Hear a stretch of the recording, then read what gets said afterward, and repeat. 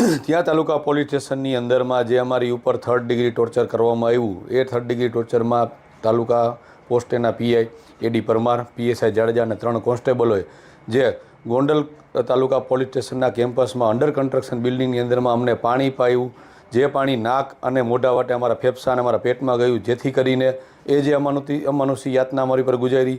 ત્યાંથી અટકતું ન હોય તેમ સાંજે પણ એલસીબી પીઆઈની હાજરીમાં મને પગના પાટા વડે એડી પરમારે પોતાની જ ચેમ્બરમાં માર માર્યો.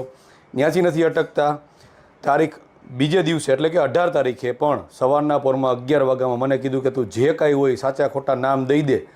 પણ મેં કોઈના ખોટા નામ મારે દેવા નહોતા, કારણ કે કોઈ આમાં ઇન્વોલ્વ નહોતું, હું પણ ઇન્વોલ્વ નહોતો. એટલે ગોંડલ નામદાર કોર્ટની અંદરમાં ફરિયાદ કરી છે. ગઈકાલે પણ મેં રાજ્યના ડીજીપી શ્રી વિકાસ સાહેબને પણ મેં મેલ મારફતે જાણ કરી છે.